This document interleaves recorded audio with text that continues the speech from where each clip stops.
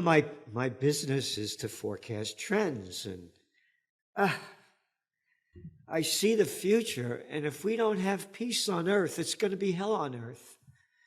And you're not permitted to speak about peace. You're not allowed on the mainstream media if you come out for peace. You got a bunch of maniacs in charge, from hiding under a desk to the COVID war to these wars. Not a peep about peace, and of course, I launched Occupy Peace. And I'm a warrior for the Prince of Peace. So you're not allowed to talk about peace. You're only allowed to swallow the crap. To some people, Trend Journal's publisher Gerald Celente is a highly controversial figure. To others, he is one of the few remaining sources of truth in today's world of heavy censorship and mainstream media's proclivity to distort things whenever it suits their agenda. Celente is a business consultant and author who makes predictions about the global financial markets and other important events. Last year, on February 22nd, Celente predicted that we were heading for World War III, beginning with a war between Ukraine and Russia. Russia invaded Ukraine just 2 days later. Even more chilling is his prediction about a Middle East war. On January 3, 2023, Celente again predicted that a war would break out in the Middle East and things would quickly escalate. Celente wrote, and I quote, "When all else fails, they take you to war. As economies decline, we forecast Washington will ramp up its proxy war with Iran and do all it can to support Israeli actions against Tehran. With the current Israeli government in charge that has been termed far-right by the mainstream media, we forecast that military conflict will erupt between the United States and Israel versus Iran. When this occurs, oil prices will hit new highs, inflation will sharply rise, economies will dive into depression, and World War III will intensify."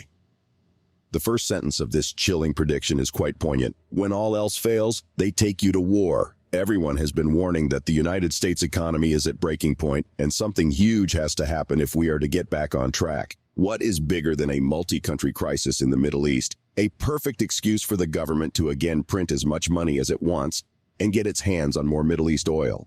This is, of course, only speculation at this point, but if that's really the case, it's just another proof that our leaders are really twisted, and they will go to any length to achieve their aims, however diabolical. We will now bring you clips from Celente's recent interview with Stansberry Research. Please watch the video to the end as the renowned trend forecaster discusses his opinions on the Hamas-Israel crisis and the urgent need for peace in every corner of the world. If you like videos like this, don't forget to smash the like button, subscribe to the channel, and turn on the notifications bell for more videos like this. Thanks, and enjoy the video. You're not allowed on the mainstream media if you come out for peace. Am I making this up? No, I have major peace rallies up here in Kingston, New York. Thousands of people show up. Big names. Matter of fact, the one I had in May, I had Dennis Kucinich here, RFK Jr.'s national campaign manager. Zero press coverage, nothing from the media up here. Oh, I only have speakers like Judge Andrew Napolitano, Scott Ritter. Top people. Zero coverage. Tune in the mainstream media. We got to keep fighting that Ukraine war. We got to stop those Russians. No talk about peace. You're blacklisted. Not making that up. Let's go back to the Iraq war. You remember the Iraq war? Brought to you by a little boy of nothing. George W. Bush. A dopey little daddy's boy. That's right. Saddam Hussein has weapons of mass destruction and ties to Al-Qaeda. Why, if you deny that, you believe in misinformation or whatever. Don't believe me. Go to fairness and accuracy in reporting. They had all the numbers out there of who the mainstream media brought on to talk about the war. You got like 1 or 2% that were anti-war. So the same thing's going on now. When I was a kid, used to have us hiding under a desk in case an atom bomb went off. Sirens going off. I'm a little kid. Every time I saw an airplane, I'd freak out. I thought the Russians were going to drop an atomic bomb. And to show you, and then when we were in high school and you couldn't go under a desk anymore, they put us up against the wall with our hands behind our heads and said things like, and if you see a flash, don't look at it. Like if an atomic bomb went off. If I see a flash, I'll be dust in seconds. These are the same moronic criminals of a different order. You stand 6 feet apart because the wind blows in exactly 6 feet in straight lines, and you won't get COVID. Yeah. Oh, and then you're in an airplane, you better put on that mask or we'll throw you the hell off. But when you're eating and drinking, you can take your mask off because COVID knows when you're eating and drinking. These are the same stupid bastards and bitches, to be equal, that had us hiding under a desk in case an atom bomb went off. Like, that's going to make a difference. You obey us. If you don't obey us, you believe in misinformation. And that's the same thing going on now. I came to tears when you started talking about what I had forecast back in the beginning of the year of a Middle East meltdown. People better get this in their head. We got a war going on in Iraq, Ukraine, fighting the Russians. No, it's not a proxy war. Oh, and now with the Middle East is blowing up. Oh, and now our new chief of staff, as the United States is sending military equipped ships, the big aircraft carriers, a whole military shipload of ships out off the coast of Israel, sending more weapons. He warns you Iranians better not get involved in this. What the hell are we doing over there? It's why we could go anywhere we want. We could kill anybody we want in any country. You like the Afghan war? Oh, no, I grew up during the Vietnam War.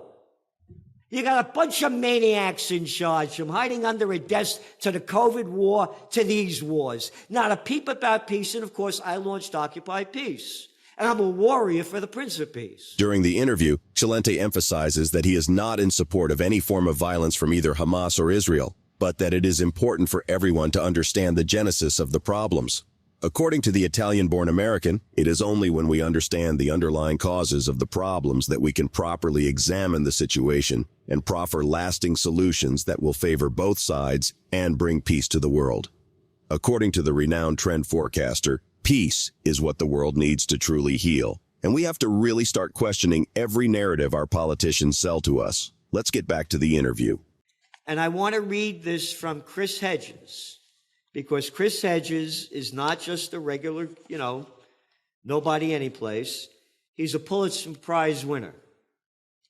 And he's a journalist for 15 years with the New York Times, mainstream media.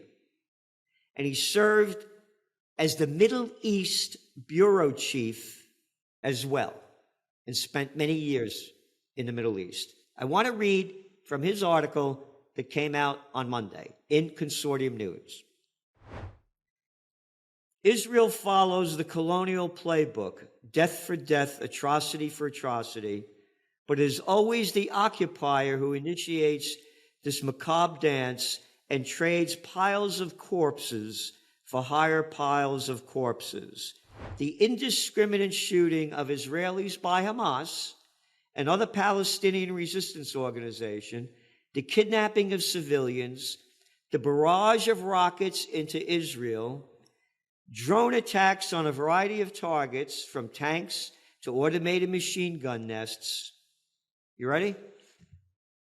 Are the familiar language of the Israeli occupier. Israel has spoken this blood-soaked language of violence to the Palestinians since Zionist militias seized more than 78% of historic Palestine, destroyed some 530 Palestinian villages and cities, and killed about 15 Palestinians in more than 70 massacres. Some 750,000 Palestinians were ethnically cleansed between 1947 and 1949 to create the State of Israel in 1948. That's from him. So you're asking me, am I opposed to what's going on and what Hamas did? Absolutely. But why?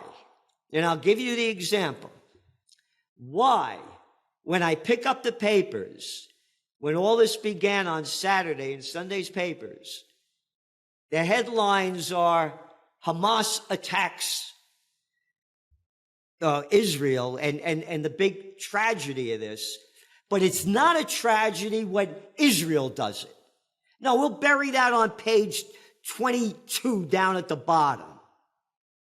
So the hypocrisy here is in front of everybody's eyes. I'm totally against the war, but I totally understand why it's happening. How can one be optimistic for peace? You have to do something. And you know, I own 3 of the most historic buildings in America. And you know the reason why I bought them? Yeah. Because the seeds of democracy was sown here. And I came back from Germany. I was looking to leave the country, but we were opening the magazine there. And I'd never been to Berlin before. And I realized Berlin was grander than Paris before it was bombed out. So I came back and I said, I can't run away. I'm only me because I'm a Napolitano, born in the Bronx, born to be free. If I was born in Altavilla Pina Vicaquense, I wouldn't be me. Love it or leave it? No, you leave it. This is my country. And I'm fighting and doing everything I can to bring peace on earth. I have major rallies. We need every human being that believes in their God to stand up now and do something. That's what we need. I love that they have on the back of every piece of American paper currency, "In God we trust." God bless America. What God you talking about? What God loves sending all these weapons of death to keep blooding the killing fields? Though it is great to wish for peace, it might yet elude the world, especially if this crisis escalates further to directly involve the United States and other countries.